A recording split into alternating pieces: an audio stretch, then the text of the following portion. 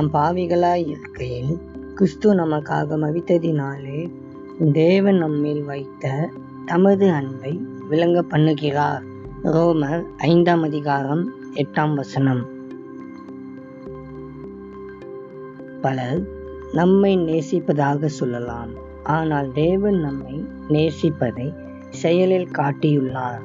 அவர் நம்மை எவ்வளவு அதிகமாக நேசித்தார் என்றால், நமக்காக அவர் தம்முடைய சொந்த குமாரனையே பலியாக்கினார். இயேசு நமக்காக சிலுவையில் மரித்தபோது இந்த உலக வாழ்க்கையை விட நமக்காக இறப்பதையே அவர் விரும்பும் அளவுக்கு நம்மை நேசிக்கின்றார் என்பதை உணர்த்தினார். உண்மையான அன்பு தியாகங்களை செய்கிறது.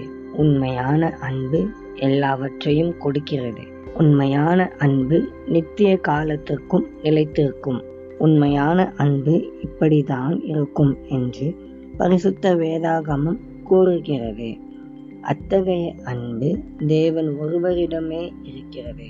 அவர் தம்முடைய நன்மை, இரக்கம் மற்றும் அன்பை நமக்கு காட்டுவதற்காக தம் கரங்களை விரித்து நமக்காக காத்து கொண்டிருக்கிறார்.